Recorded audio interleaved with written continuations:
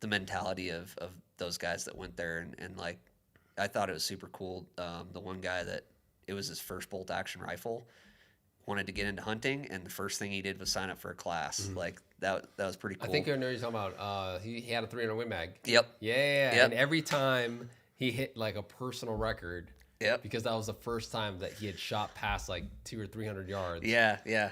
he would be like, "Hey, what's up, guys? Phil Vallejo here with the Modern Day Sniper Podcast, and welcome to episode 83. And in this episode, I've got my good friend Clayton Creel on the podcast, and Clayton is the gentleman who helped me with my elk hunt back in 2021, and has been a good friend ever since. Actually, reaching out to me with interest for attending our sniper course that we do for MSTOA, which is Montana State Tactical Officers Association. And so we met through that vine, and he's just been an awesome, awesome human being.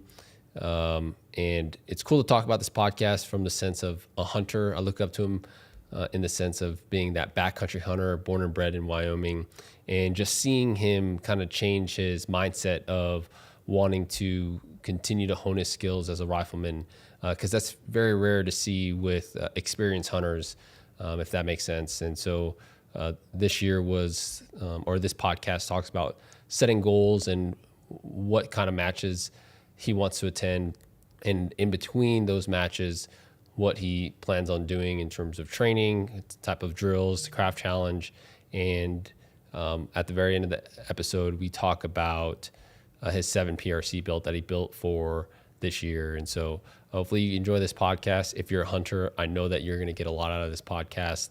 But other than that, if you are listening to this, we also will be uploading a YouTube video of the podcast. And that's something that we want to do a little bit more, is have a video podcast up on YouTube. So check that out as well if you want to kind of see Clayton and I talk to each other during the podcast. So thanks for listening, guys. Appreciate you, and enjoy the episode. Finally, man, that took what, 25, 30 minutes? A while. I think because it was my first time setting up, just trying to figure out how I wanted to lay out everything. And again, it's not perfect right now at the moment. So we are recording live from my studio, a podcast with my good friend Clayton Creel. Clayton's been on our podcast a few times. We talked about my elk I think hunt. Or was that the only time? I think that was the only time. Really? Yep. Okay. Yep. Well, you've been on several of our videos for the Modern Day Rifleman Network. Yeah, yeah. You've helped me out a ton with that. So that's always helpful. And yeah, dude, what you been up to Uh, besides uh, slaving around? oh, not a lot. Just work, life. Trying to make it back to jujitsu, Yeah, and making it occasionally. yeah. So one But thing, don't forget to do is, because these are the way the mics work, mm, is you want to make sure you talk as close to, because the further you get yeah, yeah, away, yeah. Okay, the lighter it's gonna sound. So, gotcha. um, yeah, No, yeah. Thanks for having me on. I'm just bummed I forgot the bear claws, and this one's recorded, video recorded, I guess. yeah. But So one of the things that I wanted to start doing for Modern Day Sniper is start doing more video podcasts, mhm, so that we can just again push more content out there. mhm, I think video podcast is important to be able to, for them to see our facial expressions mhm, and stuff like that. I know it sucks, especially for Kaylin and I, because we are not with each other. yeah. So like editing 2 videos, it's hard into. But hopefully with Ryan coming Mm, on board, him coming out to Wyoming, we're able to do more frequent podcasts between him and I, or you and I. yep. I talked to having Mike, bring Mike on Oh to heck talk yeah. about his kind of his job. But dude, Yeah, no, that'd what be we cool. talked about before the podcast is podcast ideas of Mhm. what you wanted to talk about, right? Yeah, yeah. You mentioned to me last night that you'd wanted to go over some goals, and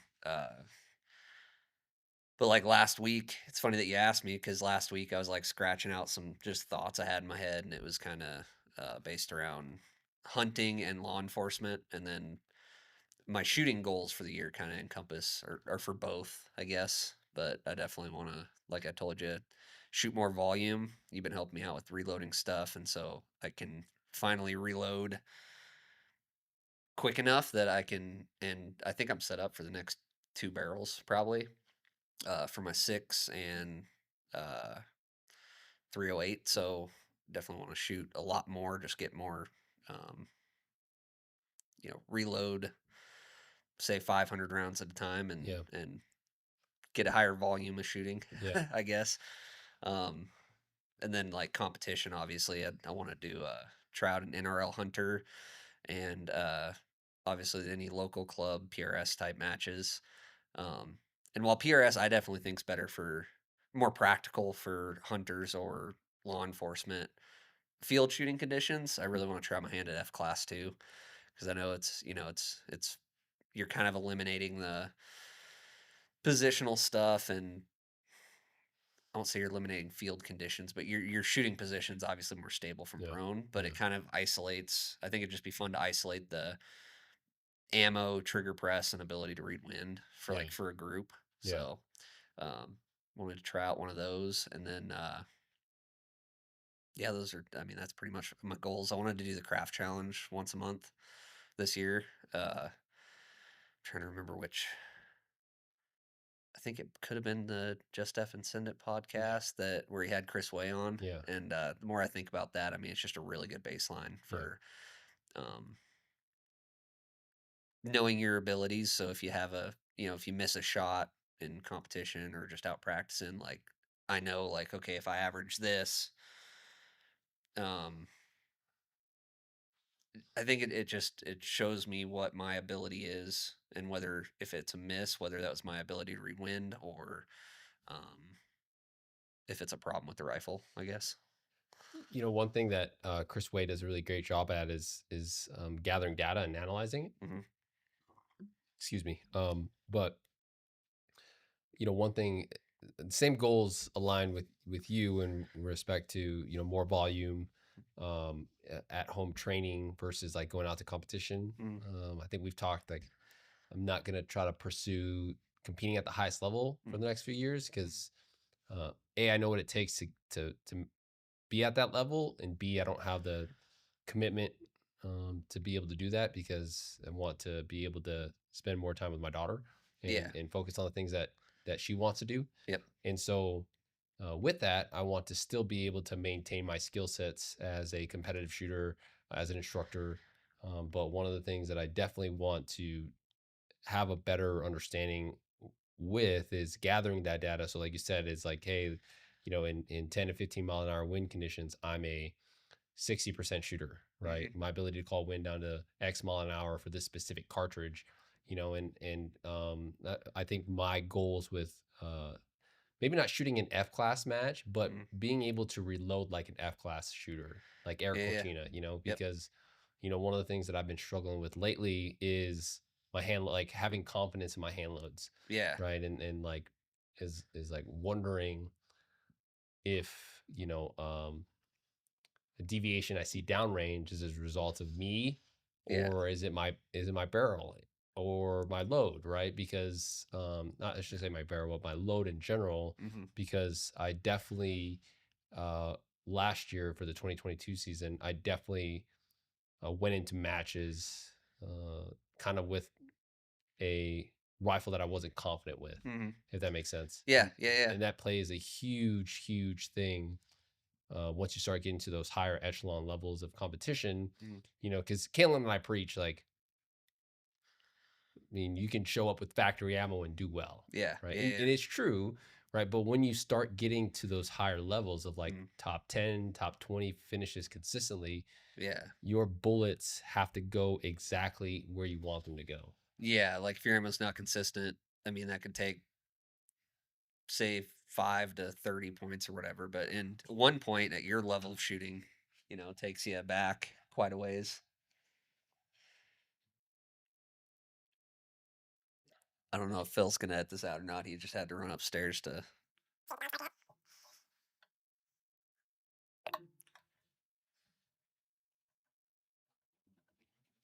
Don't worry, I didn't say anything inappropriate that you'll have to edit out. Sorry for the interruption there. No. Yeah, like a couple. a couple points at the level that you shoot at can separate, first from 10th to 50th to 100th, Yeah. place. So I would say the level that I that's a used to shoot at, because I mean, if you look at my track record last oh, year, what was it? you had one bad match. Oh, Like I told you. I had a lot of bad matches. Okay. Well, I still like I still say that level because so like the PRS finale from what I understand, and I haven't even done it, for the listeners, I haven't done a national level PRS match. I've just done local ones, but the way I look at it is from what you told me, it's like what the top 300 guys that get invited. So like in my mind, if you're even invited to go to that, you're no matter how you place, you're one of the top 300 shooters in Yeah. the country, and with especially with how big the sport's like blown up from what you've been telling me. Um, I don't know any of the numbers, but Mhm. say top 300 out of 10,000. I don't know if but that's still you're still a top level shooter, Yeah. Well, I like appreciate that. top 1% in the country. Well, the thing that I really wanted for you to talk about this podcast is like how you feel like you want to document your journey, right? Because again, Yeah. we're all in different skill set wise, and Mhm. we all have different trajectories of and goals of what we Yeah. want to accomplish by, December 31st of 2023. Yeah. I think that's very, you know, societal Yeah. of like, hey, like, I want to be able to do this year, which is, a Yeah. good guiding features. Um, but like, how do you feel like you're going to organize your time or your practice sessions, your training Mhm. sessions that allow you to accomplish your goals by December 31st when it Mhm. comes to, honing your craft as a rifleman, right? Because like, Yeah. Yeah. for hunters, right? Like, again, by hunter, like their success Mhm. is being able to, uh, when the time comes and they get their chance to shoot, Mhm. to shoot, not miss, Yep. and put that animal down, Yeah. right? Yeah. Whereas, like, I think you've evolved from that step of being a hunter, like, Mhm. and more or less now wanting to be a more well-rounded rifleman, Yeah. Yeah. right? No, and that's yeah. I think I see what you're saying, and that's one reason. Like you're mentioning, how do I want to document and measure that? Um, that's where the craft challenge comes in, because in my mind, like we went out that one day and I shot the craft challenge with the just going from like 13 to 20 mile an hour. The wind was just super gusty, and I didn't do all that great. But that shows me, I think it was like 2.5 inches or something with that one flyer, and it shows me that hey, if I'm going to shoot at an animal in those conditions, like I only have a 2.5 MOA certainty, so I've got to get close enough to, and I always try to get closer anyways, but at a maximum, I need to be, so to say, I'm aiming for a 10-inch area on the animal, depending on how they're standing, what shot they're presenting me with, and I'm shooting in those conditions. Uh, take 10 divided by 2.5, whatever that comes out to in hundreds of yards. That's the farthest distance that I should be shooting in those conditions. Yeah. So if I go out on a nice day, no wind, and I shoot one MOA during the craft challenge, so standing, kneeling, sitting, prone, I know under those conditions, I'm a one MOA shooter, Yeah. so I would never shoot at an animal at 1,000 yards, but I know I could, if that makes sense. Yeah. So that I think the craft challenge gives a good documentation of my shooting ability under those various conditions. Yeah. You know, um, Well, so there's not to interrupt you, but mm, one thing that um I guess that I like think about when I think about the craft challenge or all these other different shooting drills, it's like going to work out, right? yeah, When you go to work out and let's say you stick to the same exact routine of like, hey, on chest day, I'm doing bench press first, yeah, followed by dumbbells, followed by a fly, and then yeah, whatever, right? You do that sequential order. yeah, Well, eventually your muscles are going to get used to it, Yep, right? you're And gonna then you, get good at that one thing. yeah, Yeah, exactly. So I'm always a fan of like varying your skill sets yeah, through a numerous round of drills, and I think that's why I like competition because yeah, yeah, maybe you go to a competition and you do the PRS barricade, whatever, but sometimes you'll always find like one or two training or events yep, that yep, like really test a skill that you didn't even think of, right? Like yeah, holding over or um, again multiple targets from two different positions, yep, and you're doing a elevation and a windage hold, right? yeah, When are you going to ever use that in a hunting situation? Maybe for coyotes, yeah, right? When you've got a multiple threat engagement kind of scenario. yeah, yeah, But I think there's always good to be like, hey, okay, hey, I'm gonna do the craft, you know, every month, but in between the craft, I'm gonna be doing XYZ that ultimately leads back to getting better at the craft challenge, yeah, right? yeah. So like for me, I guess the craft would be a measurement, but that's why I want to go, do the competitions. And me, I like to go up in the hills and shoot at random rocks. Yeah. So like I'm learning by doing the competition, shooting for fun, yada yada yada. The craft is just that measurement that I can track, I Yeah. guess. Because how I place at a match could depend on who else is there and how Mhm. good they shot. Yeah. Um, so for me, the craft would just be a measurement, but um, all the other stuff I plan on doing, I mean, I've got a ton of stuff going on with the PRC, the Mhm. 7 PRC, loving it so far, and really confidence with ammo too. Like you talked about this earlier, brought this up, and I didn't plan on going this route, but the way I'm gonna do load development, I'm gonna document that and put it in the network for when I get around to doing it for the 7 PRC. Should be loading tomorrow. Um, Hornady's sample size thing really hit home with me, and Mhm. I think I might have maybe heard it different than other people, uh, but like I can't tell you how many times I've like chased my tail going off of I shoot a bug hole 3-shot group, and so I zero the scope off of that, and then the next day I go out and say it's a half inch, 3/4 uh, inch group, but the center of that group is like a half inch to the right now, and I'm Yeah. like, shoot, did my scope get bumped? Yeah. So one thing, no matter what I do for the load development and how my load development changes over the years, I'm definitely going to do 20 shots at the end of it. So whatever load I settle on, um, and it's going to be bigger than a 3-shot group, more than likely. But I'm going to zero my scope for the center of that group because it's going to show me a better idea of what the dispersion is going to be. Mhm. And I've already been doing a bunch of 10 shotters and I did a couple 15 shotters. Yeah. And so if I zero off that, I know like, okay, it's a 1 inch 20 shot group. If I, you know, zero in the center of that, I know I'm going to be, my bullet could hit somewhere uh, within a half minute of the center of my reticle, Yeah.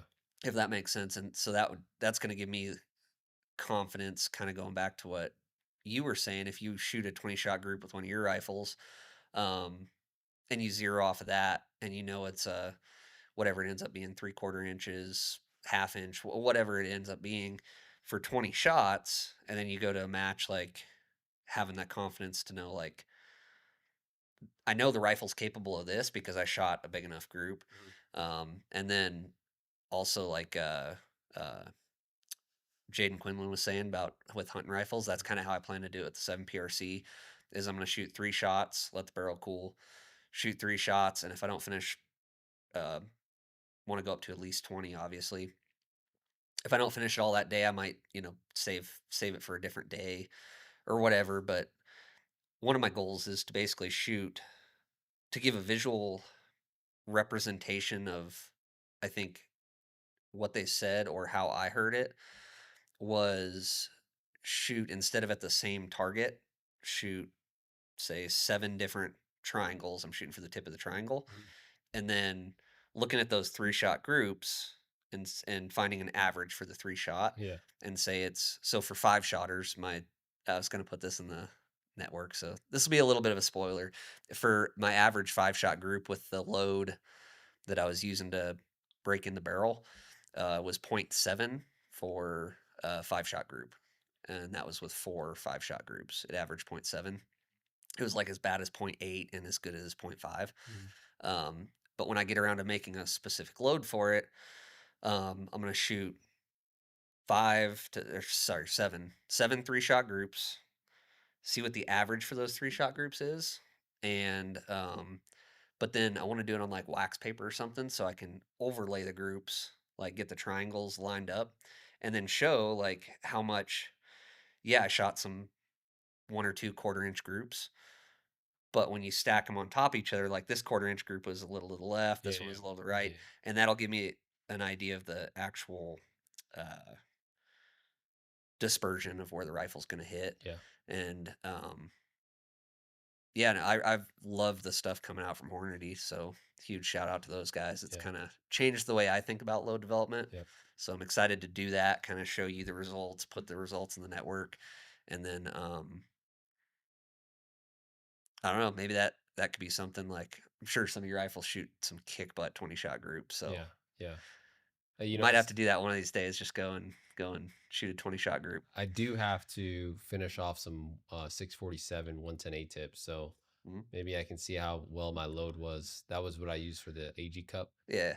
I loaded like 400 rounds, but I didn't make it past day 2 because Yep. you have to essentially shoot your way to day 3, Oh, right? okay. And then day 3 is like another 120, 130 rounds.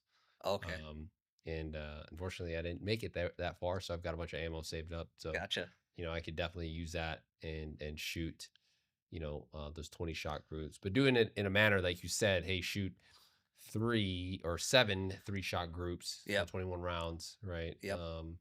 Over 7 different triangles, or point aims, Yeah. right?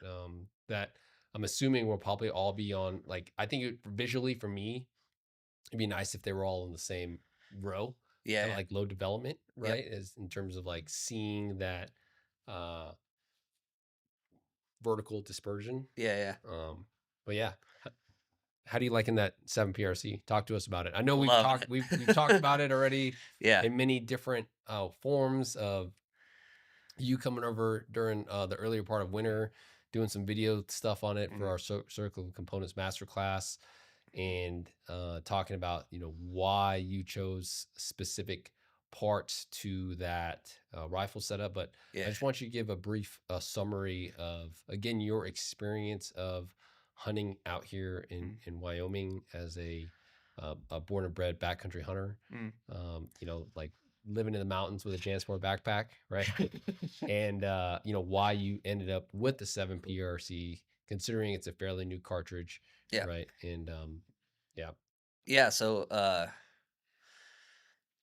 I guess the quick version would be that I started out with a 7 millimeter Remington Magnum. That was my first hunting rifle. When I bought my own, I started hunting with my dad's rifle as a 7 STW, but bought a 7 mag, and then I ended up moving away from that for a while. I thought a little more thump can't hurt, and I was kind of doing it on paper. So 300 Win Mag had a little more knockdown with the 200 grain ELDX. So I shot that for a while. And then I went 28 Nosler because, well, I went back to 7 mag because I was like, I don't see a killing difference when I put the shots where they're supposed to be between the 7 mag and the 300, but the 7 mag bucks wind a little better. Then with the bullets I was using, obviously different loads can vary. And then I thought, well, if the 7 bucks wind really good, I'm gonna find like the highest ballistic coefficient, highest sectional density bullet, and then find the cartridge that launches that the fastest. And at the time, it was the bullet that I found was the 195 Burger Elite Hunter. Um, then the 180 ELDM came out, and that was even higher. Um, but it's kind of a side tangent. Did we talk about last time my experiences with burgers? I'll just skip over that and say I don't hunt with burgers anymore. But so went the 28 nozzle route for a while, and which is it's a kick butt it cartridge. is a Like, quick cartridge. but it is like it's hard on barrels, and I could sacrifice barrel life for performance for a hunting rifle, but it was just finicky, and super, super expensive to shoot, and I just was like, "Do I really need this over a 7 mag?" So, like, last year, I hunted primarily with my went back to the 7 mag again, and then that barrel was just about shot out, and the 7 PRC came out, and basically, I was, like, looking at the numbers, it's pretty much what they say, it's just a more modern designed, Mm. 7 mag, and so, like, the 7 mag's always gonna have a place in my heart, it's my favorite cartridge, but the PRC is basically that, just, wanted to try kinda something new, and, um, How much does it yeah. weigh? So it's 13 pounds right now. I was shooting for between 11 and 12.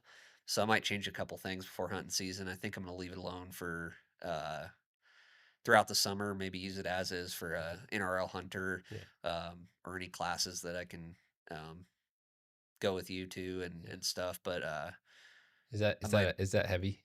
13 pounds. no. So And the reason why that's I say that is because you know we recently released the Modern Day Hunter in collaboration with Short Action Customs.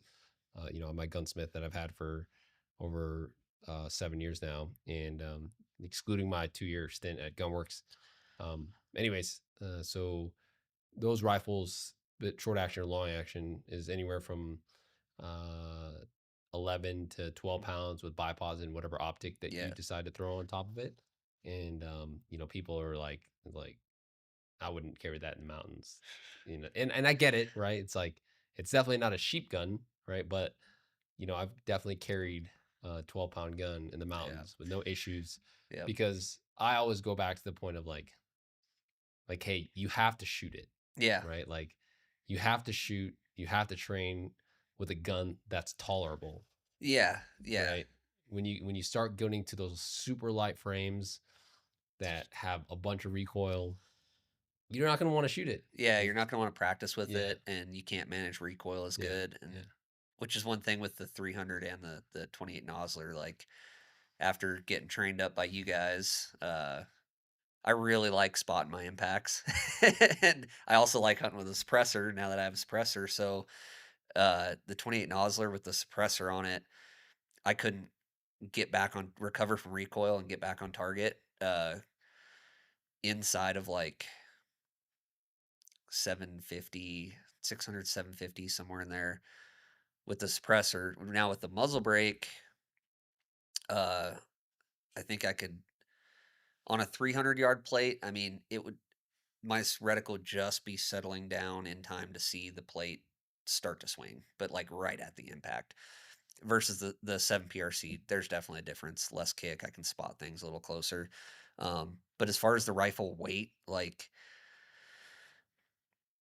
I hate to be that guy, but there's a lot of out of shape people, and I'd rather have, like you said, when the time comes, like you've got to be able to accurately shoot, and in my mind, that happy balance for me is 11 to 12 pounds yeah, with a Magnum.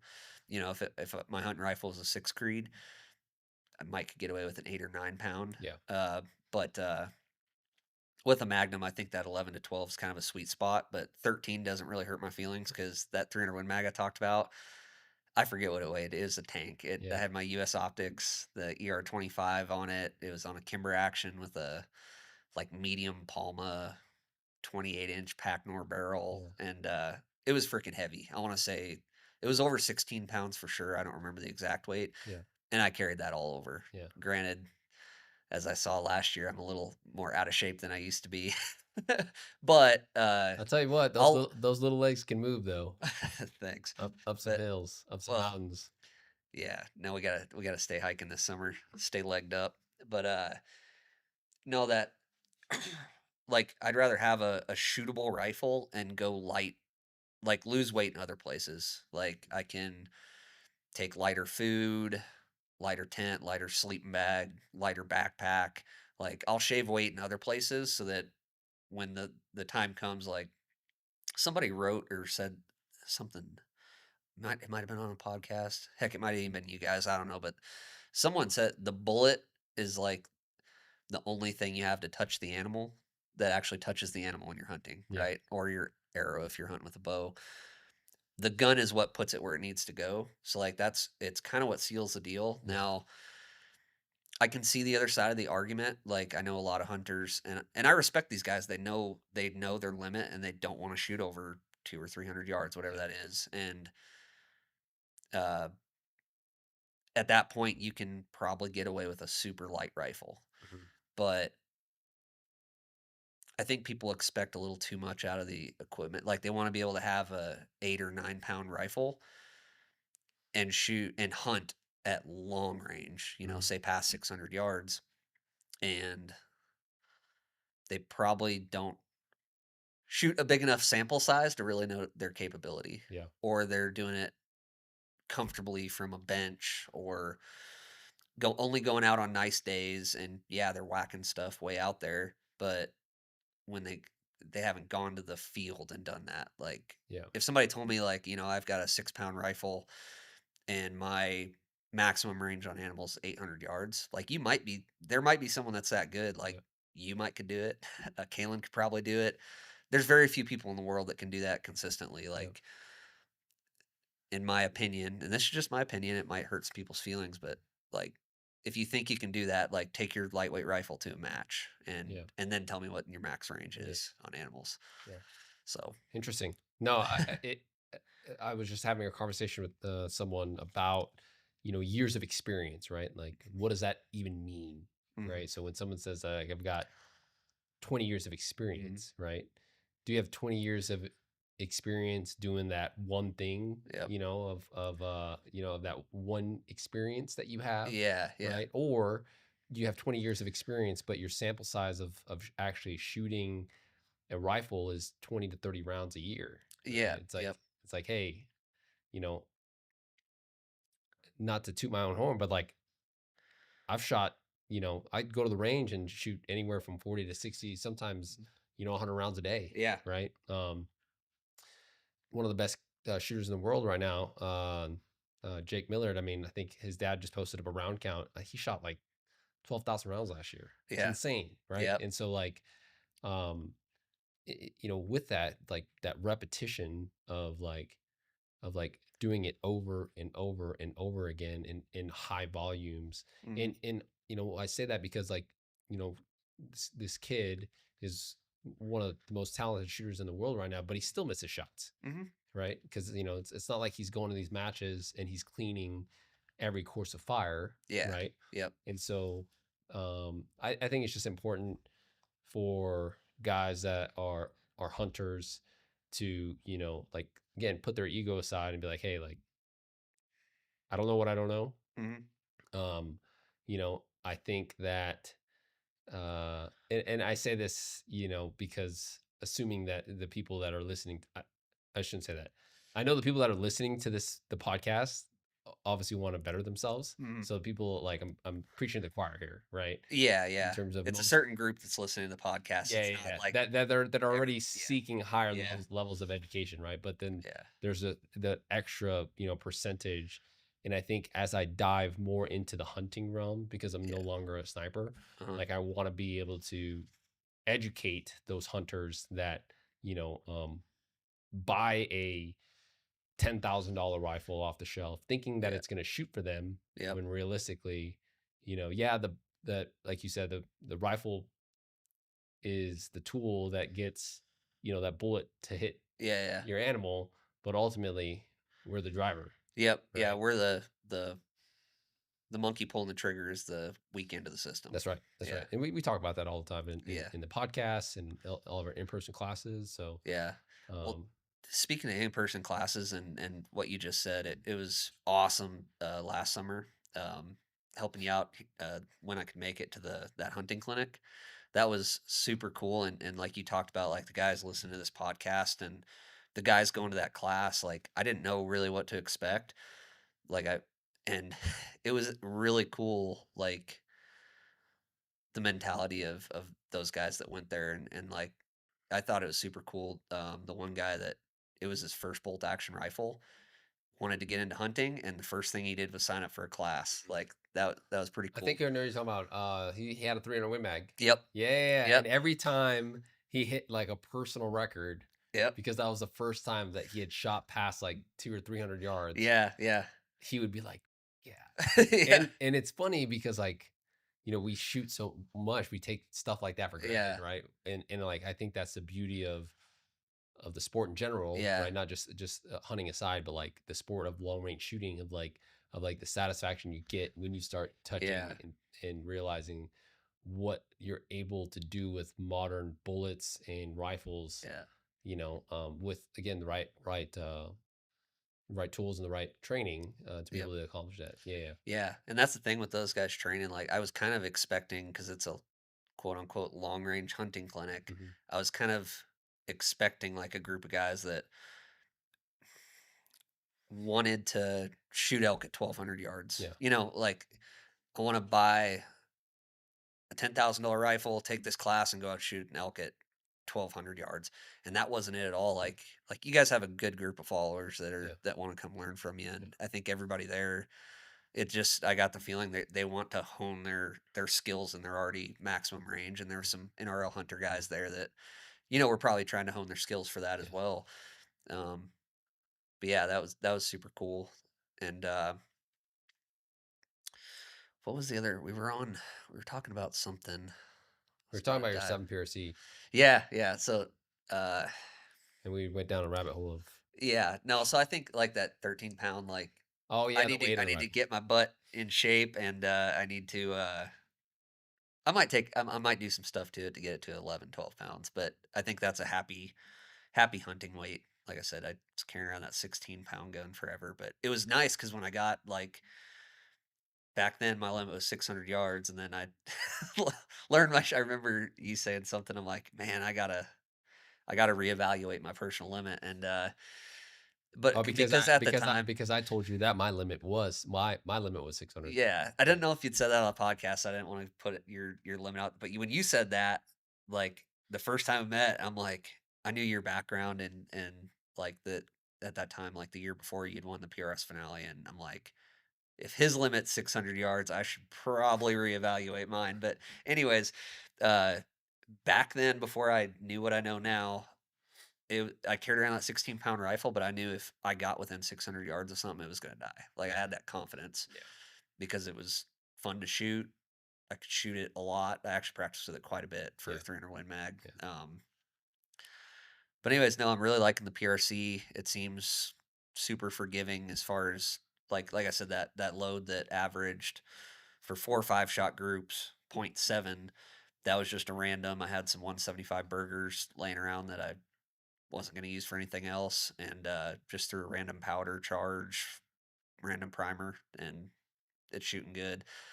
Before that, I think I had some 168 Match Kings too that I shot like the first 20 rounds, and yeah, it's just been attack driver with everything. So Cool. I'm excited to Yeah. actually work up a load for it. So talk about your circle of components. Again, I know this, just Okay. for Yeah. our Yeah. listeners, and I'll probably, for this video, for everyone that's watching, I'll probably put some overlay of teasers of Okay. your rifle build. Yeah. That, I mean, we built that specifically for our members, Mhm. for the guys that have access to Circle of Components Masterclass, so they can see, kind of why you built what you built, Yeah. right? Because Yeah. everyone has different. It's like the way I look at it, it's like ice cream, Yeah. right? Like everyone has their different flavors of ice cream that they love, Yeah. Yep. and hey, this is a flavor of a rifle that you like based Yeah. off of specific components. And I think that's something that I want to do for our riflemen, is like when we go to our in-person classes, is like pull them aside and be like, hey, talk to me about your rifle build. Like, Mhm. why did you select this chassis? Why did you select Yeah. this action, the barrel, so on and so forth? And I know a lot of it sometimes has, outside influence, right? Because when you Yeah. get into the sport, usually you have that influence of the people you look up to, shooters or your mentors, and you're like, okay, I want to build what they build. And then ultimately, it's a system that works for us because of our frame Yeah. or our shooting style, right? Yeah. So Yeah. So it started off with Remington 7 Mag that was built by Snowy Mountain Rifle Company, and I'd pulled the barrel on and off a couple times, swapping that action with some different barrels. But long story short, I originally got it. It was built by Snowy Mountain Rifle Company in 7 mag, and it's a blueprinted Remington 700 action. It's got a PTG bolt, Seiko style extractor instead of the Remington extractor. Had a Remington extractor not work during a hunting situation one time, and that kind of it did it a couple times later. In later years, it started showing up more and more while I was practicing with that rifle. But anyways, I really like the Seiko style extractor. It has the jewel trigger that came on it. I'd like to switch that to trigger tech at some point, just because the my work rifle's a 2 stage trigger tech, and I'm trying to make them my rifles as consistent as possible as far as trigger weight, trigger pull, all that stuff. Um, KRG Bravo uh, for the stock chassis. Um, I went with I'm getting ahead of myself. So action, and then the barrel. Um, I wanted to go carbon fiber, and I tried to use another carbon fiber company in the past that I think was just getting started. I had some problems with it. You And always so it's funny that you say that. You always, like, bring that up because apparently it is definitely a sore spot for it's a you. very sore spot. Because every time, like, every video that we've done with regard to your 7PRC, you always bring that up as a kinda like a disclaimer, like, "Hey, proof's not my first carbon fiber barrel that I've tried."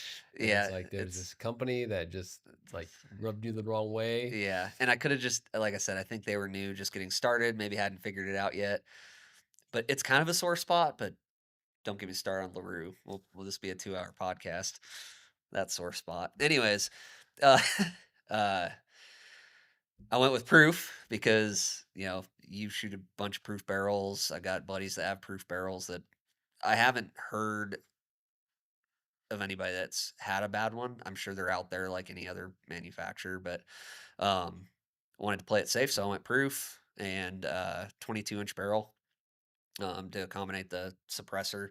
Like my 28 Nosler, for example, was supposed to be a 28-inch barrel, but I screwed up the muzzle thread, so I had to cut those off, and it Mhm, ended up being a 27-inch barrel after I rethreaded it.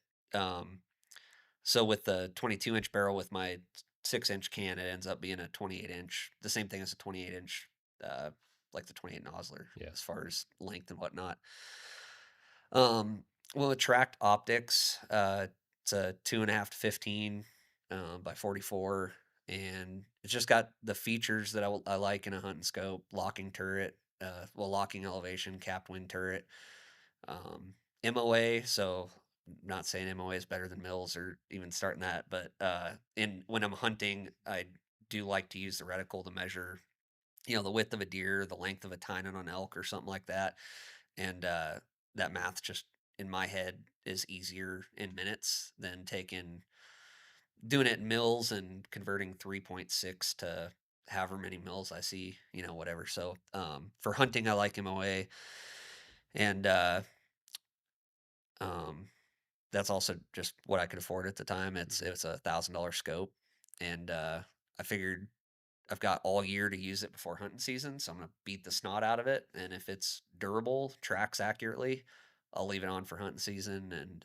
if not, um, I'll switch to something else. But so far, I'm actually really impressed for the price.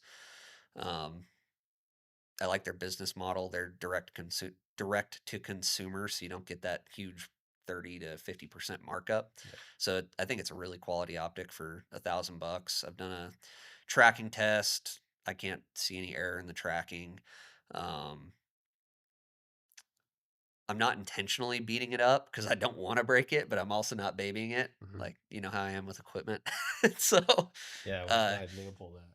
yeah, yeah. I put a big old dent, and Phil let me use his Leopold Mark 5 this last hunting season, and I went to throw the rifle over my shoulder and missed the barrel and went over my back and landed right on the elevation turret on the sharp edge of a rock. Took a chunk of metal out, but it held zero. That's the It was best part, impressive. the fact that it held 0. I Yeah, think that's I mean, it's so important that I mean, it's very rare that I grab a scope and immediately beat the shit out of it, right?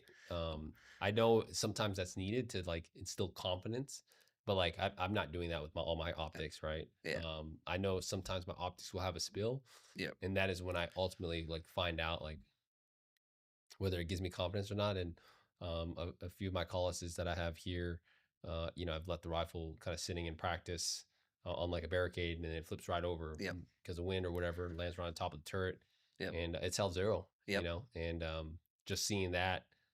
Because it is such a small package, lightweight, the 3.6 to 18, and not trying to say I had my doubts, but it just reassured me that I can now, like, recommend others that are wanting to get a, Yeah. rifle scope that is in that mid-tier price Yeah. range. Yeah. Yeah. They can buy with confidence and know that if they're going to the field, Yep. hey, this thing took a direct impact to the turret and held Yeah. zero. So Yeah. Yeah, and that's kind of what the tracked. I banged it against the side of the truck when I was coyote hunting. I was pulling it out, and it hit hard enough to take a little bit of metal off the magnification ring. It held zero after that, and then it was after we did the video on it, but I had it leaned up against the truck, and I was grabbing like the chronograph or ammo, whatever I was grabbing. It slipped over, landed on the elevation turret, shot it, held zero. So far it's good, but yeah, I definitely want that. It's gonna have to prove itself to me throughout the summer. Um, because yeah, it's kind of for me that's the biggest thing for a hunting scope. Honestly, like glass, it's got to be good enough to see the animal. Has to have decent low light, but it's a sight. That's what's its primary function is to allow me to hit what I'm aiming at. mhm. Um, and because it's hunting in field conditions, can't tell you how many times I slip and fall during a hunting season. Uh, it's likely to get beat up, so durability is probably like the number one thing for me for a hunting scope. So yeah, trying to hit the KRG Bravo. Got an Atlas bipod on there. I think that's pretty much it for the circle components on it. Cool, cool.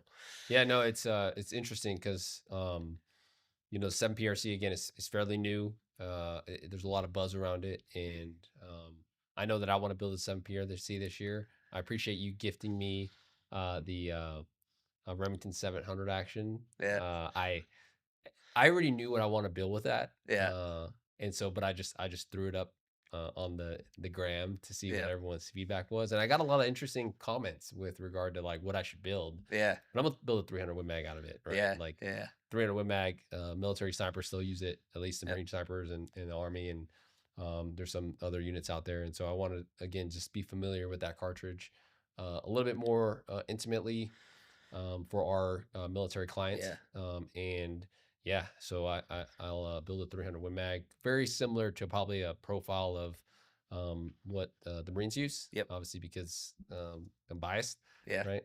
Marines make the best snipers in the world. Um, but yeah, probably somewhere on the lines. But on a separate note, my second long action build this year, Magnum, will be a 7PRC, heck yeah, and that will probably be my like dedicated like big game elk hunter, yeah. right? Even though I've made it possible that you can kill an elk with a 6.5 Creedmoor, and I'm still trying to do a video about that.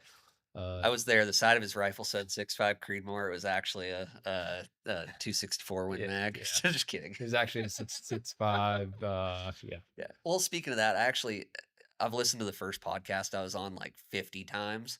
really, Yeah, not 50, like probably 6 to 10. yeah, And so I wanted to clarify because I had said like I've heard people say they're buying a 6.5 Creedmoor to long range hunt elk, and it makes me sick. And I wanted to just give a little perspective of that. Like the 6.5 Creedmoor is not a bad hunting round at all. It's just people have told me they're buying it specifically to long range elk hunt. So there's a difference yeah, there. yeah, yeah. Like, obviously 400, what was your elk at? Like 465. 465. Yeah, Like it did the job. I'm just saying like you can do it.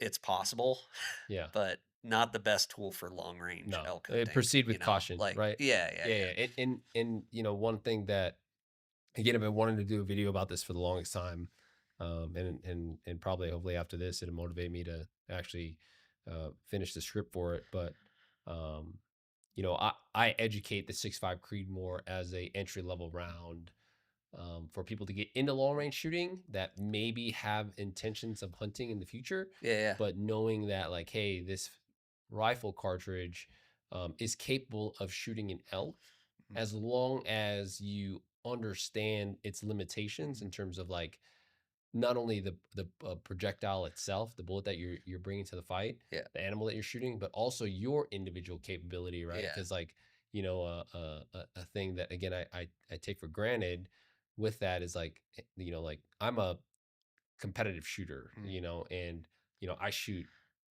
10 to 15 times more than the average shooter, average hunter. yep. And as you saw, as we all saw in the video that I posted, like it took 2 shots Mm, to put him down. Maybe he would have gone down on that first shot, right? I yeah. sent the second one for security, but I also got lucky in the situation where he let me give him a second shot, right? Yeah. Yeah, and I mean, you got a double lung, so he would have died, but, Hmm. like, the amount of damage that was done to the lungs, Hmm. so if we, like, I think Kalen did the terminal ballistics class in the network Yeah, and talks about this, but, like, if you think about how animals die, like, you can do a headshot, directly destroy the brain, but for the most common hunting shot, uh, putting it through the vitals, you're trying to get it to bleed internally, externally, but to bleed out so oxygen doesn't make it to the brain. So the quicker the elk bleeds out, or the animal, the quicker it dies. And with that amount of damage, it's just going to take longer to bleed yeah, out versus, poking it with a 7 mag or maybe a different bullet or a different whatever, which that's what honestly what I would hunt with in a 6.5 Creedmoor is the 143 LDX. Like I would have picked that same bullet, but yeah, bigger cartridge is just going to do more damage to those vitals, so the animal bleeds out faster. yeah. Um, I was going somewhere else with that too. Where were you going with that? I don't know. Oh, you're talking about limitations of the cartridge. So Yeah, yeah, like limitations of the 6.5 Creedmoor. honestly, even I talked a little bit about this in the last podcast, but even something I don't want to use the word wimpy or less whatever. So say a 243, 6 Yeah, Creedmoor, basically a 243-ish. And that's actually good. I've been using this analogy with my friends that asked me why I went 7 PRC, like kind of what it is. I'm like, it's kind of like a 243 Winchester and a 6 Creed. yeah, Like same bullet weights give you about the same velocity, but the 6 Creed's just a newer design, shorter, fatter case that allows you to see the bullet out longer. So the 7 PRC and 7 mag, I think actually kind of fit that pretty well. But I know a bunch of people have shot elk with 243, mhm, but you gotta know like how much the limitations of it. yeah, If you're using say a what's the is it a 103 ELDX? yeah. Like if you're using a 103 ELDX, For the 6th what Creed. yeah for the 6 Creed, what velocity does that bullet need to be going to do a bunch of damage? And then how quickly do you expect the animal to die? And that Yeah, kind of gets into morals and ethics and yeah, yeah. stuff. But What you're writing a book about? Oh, teaser, yeah, did I it's all good. tease that too early? Yeah, no, uh, um, I got something coming. But uh, yeah, because I think a lot of people. You were talking about that's kind of where I was going with it too. Is knowing you were talking about people knowing their limitations with the cartridge. Yeah. So, shooting enough to know that, like, because 'cause I've seen a lot of people that, they go out, hit a piece of steel at 800 yards or whatever, and they're like, "Yep, my rifle's dialed in for hunt season," and they think they're good to go to 800 yards. Well, when I'm watching the, piece of steel, like one specific incident that comes to mind, that sheep that's out out at our range that's like 800 something, Mhm. isn't it? So, this guy, uh shoots, hits the steel. I saw the impact on the butt of the sheep. Yeah. He's like, "Shoot, that'd be a dead elk."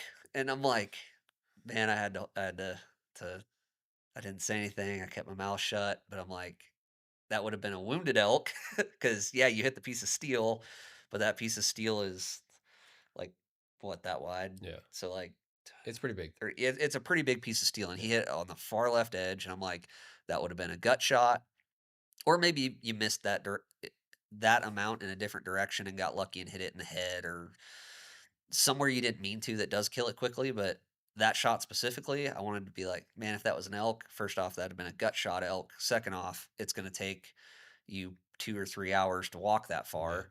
Um, and by the time you get there, the elk's going to be in a different spot. And if you don't have a good blood trail, then you're going to have a harder time tracking it. Yeah. And there's just a lot of little considerations to think about when hunting. And kind of going back to what you said, like no matter what caliber, like I would honestly feel fine hunting with a six Creed. Yeah. I would just have limits for elk, deer, antelope. The conditions would play a factor into that. Um, for me personally, I'd probably use a monolithic like Hornady CX Yeah. or a Barnes because Yeah. I know it's going to penetrate if I hit the shoulder. Um, stuff like that. Like Yeah. so that elk that we were looking at this year, um, he was like right at 600, I think. Yeah. And but the way he was standing, people think about shooting animals from a broadside shot, like when they're visualizing it in their head and how big the vitals are Yeah. and stuff. They picture it like the pieces of steel that you'd find out on range. Yeah. Well, in the field, animals present you with different angles, Yeah. and your elk was sitting there like just he knew that his shoulder was like covering up his vitals as much as possible. Like it was just at a bad angle, and it's like um, I remember thinking like, I don't know if that bullet's gonna make it through the shoulder, and Yeah. I don't know if we talked about that before or after, but that would have been a doable shot for you, your skill level under those conditions. I think in that the limiting factor was daylight, so we Mm. were waiting for legal shooting light and the bullet. Um, had that been a monolithic, like you could have punched through the shoulder and Yeah. um, that thicker muscle and if you hit the bone, that denser material is probably would have helped that monolithic bullet Yeah. actually expand more, and it probably would have done plenty of damage, made it to the vitals and all that stuff. Um, but yeah, like from writing the book, I've thought a lot about the way people think about hunting and what caliber they're going to use and what. And yeah, I think like when people are talking about the vital size of an animal, I think they're picturing a broadside shot. Like if you printed out an elk on a piece of paper and made a target, that elk's probably broadside, and that's how their minds just think about that. Yeah. Where in the field, you got quartering to, quartering away, straight away. If you're gonna do a Texas heart shot, you need a deep penetrating bullet, and or facing right at you, and um, yeah, there's just a ton of different variables Yeah. when it comes to hunting, but Cool. Yeah. yeah. No, I know. You're. Yeah. It's. Uh. You're very passionate about being a hunter Mm, first, right? mm, Rifleman second. I think I can see it kind of turning tides in terms of, like you yeah, want to hone your skills as a rifleman more than, just being able to be an effective hunter. But that always keeps you grounded in terms of like, hey, like at the end of the day, my skills that I learned to become a better rifleman are ultimately going to allow me to be a better hunter yeah, and a yeah, better sniper, right? yep. And so I applaud you for that because again, that it's very rare to find individuals that have that push, right? Because being surrounded in the military for 11 years and seeing a lot of snipers potential go to waste once they achieve the status quo or achieve that graduation certificate, The title, right? They think yeah, that like now, they can walk on water yeah, when in reality, you know, uh, they're just not as good as they think they are, or they're yeah. not as good. Yeah, they're not as good as they think they are.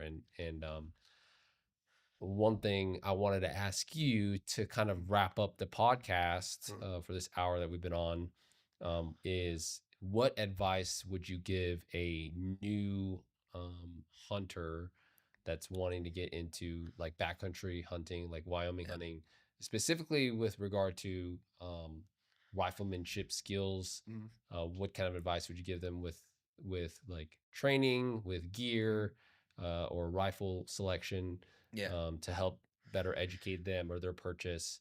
Because I get the question Mm, asked a lot.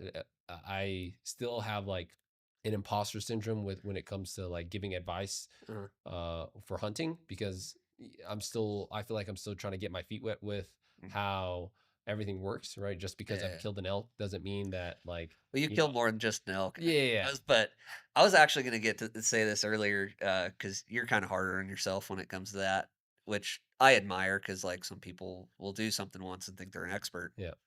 So I admire that about you, but when you were talking about, you know, 1 year of experience over 20 years versus 20 years of experience in a year, um, just the backcountry hunting that you've done, like, I know a lot of people that grew up around here and have killed more elk than me, uh, that don't have the the type of hunting we're talking about. You have more experience than they do. Yeah, they've been doing it their whole life. Um, it kinda depends on what the listener, how they measure experience. Because Yeah. if it's, That's a good way to number put it. of elk, How but to measure experience. That's yeah, a because I've never like, thought about that. well, there's, like, a lot of people that shoot elk out of a field every year that well, that's what I'm saying is, like, the question that you asked me is kinda hard. Because so for someone, there's so many different variables because people hunt different, like, the people that, like, I know people have killed a large number of animals, but, like, half of them were they drove the truck up Yeah. to the edge of a field Yeah. and waited for daylight Yeah. and hopped out and shot it Yeah. at 200 yards. It's Yeah. completely different than the backcountry hunting like you're Yeah. talking about, and, You mean um the hunting that we did this last fall and only saw one elk, yeah. which was the first 15 minutes of our hike? Yep, it was a rough year. Yeah. Yeah. No, I should have thought about that too, that we had Ryan's mule. We could have gone a lot back Uh, further with that, but well, no, we I planned on having a bunch of guys to where we could get to where the elk were, but yeah, yeah, yeah. schedules and crap. But So anyways, I would say that I guess the person that is asking you, and I say this because after this was again 2021 when I did shoot my elk, uh, and I posted those series of mhm, videos. Everyone enjoyed that. Everyone yeah, enjoyed to see kind of like the behind the scenes of like leading up to the shot, right? That whole kind of guided experience that you gave me, mhm, because people pay for that, right? yeah, And that's something that you grew up doing, yeah, and so like someone that wants to get in that type of hunting, okay, where it's like, hey, I'm jumping on a horse, going back yeah, into the wilderness, yeah, and I'm gonna live like Jeremiah Johnson. yeah, yeah, yeah. Okay, so for that, with horses, I would recommend, um, finding a depends on if you already have a full-time job or not, I guess, too, but, like, so I got into I grew up with it as part of my lifestyle, Mhm. so it was just kinda natural, and then, worked for an outfitter in the summertime and stuff. But if you have the time to go work for, like, a trail ride place, like, we've got a lot of guest ranches around here that take people on trail rides just to learn horses, and then from there, eh, maybe talking to an outfitter, and offering to, like, "Hey, I know how to," at that point, you know how to saddle a horse, ride it, be safe around horses, all that stuff, but you might not know the packing or keeping a horse alive in the backcountry because that's a completely separate skill. Um, but once you're comfortable around horses, you could ask an outfitter, like, "Hey, uh, can I come along with you on a pack trip or a backcountry hunt and basically work for free?" Because the experience that you'll get working for the outfitter, they're going to teach you how to keep animals alive in the backcountry. They're going to tell you, um, what causes wrecks in the mountains, and it's simple stuff like that. I mean, I have friends that rodeo and they have way more time on a horse's back than I do. Uh, but you watch them saddle their horse and they want the saddle pads kind of centered. The backcountry, when you're not just on the horse for 30 seconds to go rope or whatever you're doing, um, pads will slide backwards. I've never seen pads slide out the front. So for that's just an example of like little mountain being with horses in the mountains is different. So we always put our pads all the way forward to where the back of the pad is lined up with the back of the saddle. Yeah. So that slacks up front. Um, and then, yeah, like, you need to know how to you don't need to be good at it, but you need to be good enough at shoeing a horse, being able to if they throw a shoe, be able to put a new one on without hurting it, because you can do some damage to their feet with the you put a nail in the wrong spot. Um, just little things like that, and if you offer to go with an outfitter, like, the knowledge you're gonna get from that, a lot of people, I think, have a hard time working for free, but you would pay a lot for that knowledge, Yeah. you know? Yeah. So offering to work for an outfitter for free, the horse thing aside, say you don't wanna do the horses, but you wanna do that style of backcountry hunting, Yeah. I would say I'll start off with the rifleman, part of it, doing a competition that's, field style, Hmm. PRS, if you can't make it to a national match, like, I still haven't been to one, but we've got a local club, I've done a couple matches there, and just get out of your comfort zone with shooting. Um, I have a lot of hunter friends that are like, have their maximum limit or whatever, and they're like, "Well, I know I'm only gonna do this in the prone," so they don't practice positional. But I hear stories from people with that mentality of they see a buck at 200 yards and try to take a shot off a tree branch. Um, they've never practiced shooting standing before. Yeah. And you would think within 200 yards it wouldn't matter, but it does. Yeah. Like I've wounded a black bear. I'm gonna save that for the book. Got to buy the book when comes out. So, but so from the shooting thing, get out of your comfort zone. Try to go to a local PRS style match. Is what I would recommend for that, and then get out and hike. Talk to friends that hunt, and um, go out and have fun. Like I think a lot of people spend too much time researching like what gear. I see people run into people in the mountains that are decked out head to toe with like their clothes like are more expensive than like all the gear I'm carrying, just their clothing. Their clothes are more But they expensive than their training. yeah, yeah, yeah. Like the $10,000 rifle doesn't make a $10,000 shooter. Your backpack, your clothing, your all this stuff. Like I grew up hunting blue jeans, Carhartts, and anyways, isn't going to make you a better hunter. Like go out where you think you're going to be hunting and just track animals. Like practice like doesn't have to be an elk or deer. Like Yeah. go find a set of tracks, try to follow it. Just go out and glass like uh learn animal movement, like where they like to be in the morning, afternoon, stuff like that, and, getting out in the mountains. It doesn't have to be hunting season. I guess that's the advice I can come up with right off the top of my head. I'm sure. No worries. No, I figured I'd ask, and Yeah. I think it's all valuable advice. I think um, as I dive more into the hunting industry and the community, Mhm. like you said, everyone has their different styles of hunting, just Yep. like shooting. And I remember coming off of our hunt in the backcountry in 2021, and then March of 2022 was my next hunt, which Yep. was an aoudad hunt in Texas. Yeah. And it was high fence, right? And I Yeah. was like, holy crap! From one extreme to another. Whereas like Yep. like my idea of hunting was always that backcountry style, throwing stuff that you have for 3 to 4 days of survival on your back, and you're not coming out of the mountains until Yep. you have, antlers, Yep. and meat Yep. on your back. And so, um, I think again, it's interesting coming from someone that is born and raised in the mountains out here in Wyoming, and again, that has adopted or shifted his mindset of like, hey, yeah, I have X amount of years of hunting experience, but I don't have that much shooting experience Yep. in terms of like shooting the way that maybe I shoot or Kalen shoots, and Mhm. that allowed you to like take a look at your ego and be like, hey, Yeah.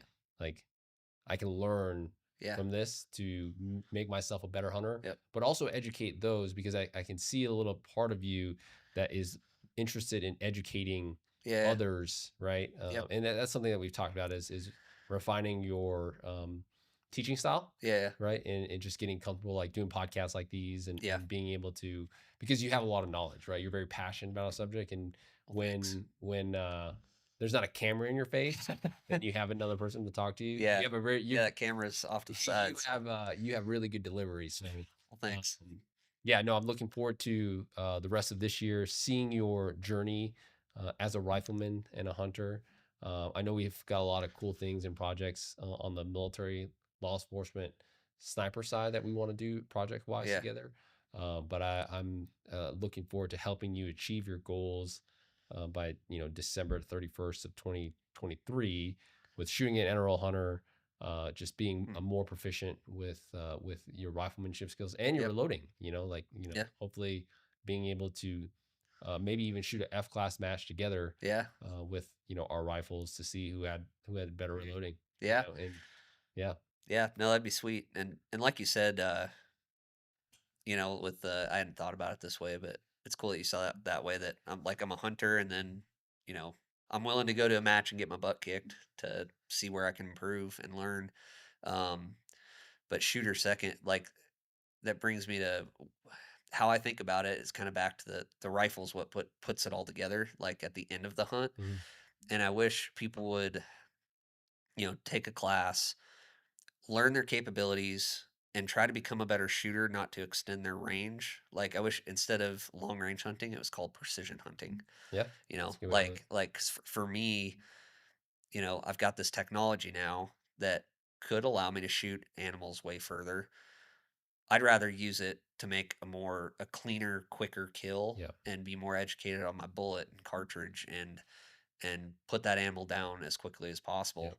Um, and again, that's a moral, ethical thing. But so not everybody's going to agree with that, but that's kind of how I look at it. And I wish people would, instead of thinking, okay, I can hit, thinking of the broadside, say an antelope, and thinking vitals 12 to 14 inches wide by this tall. Okay, I hit a piece of steel at this distance, so I'm good to shoot that animal at yeah, that distance. It's like I'm gonna stick with my distance, but I want my skill to be better so I can hit the center of those vitals. yeah, Like right where I'm aiming. I want to take the. I like eating the heart, so like I mean, my perfect shot would be slightly quartering to or quartering away, where I can take the ventricles off the top of the heart, but not ruin the meat, and then blow up both lungs. there you And go. I want to put the bullet right there instead Yep, of just hitting in this general there you go. area that it's called the vitals. Placing the bullet with intention. Yeah, yeah, Yeah, yeah, yeah, yeah, yeah, and that's the thing, like that.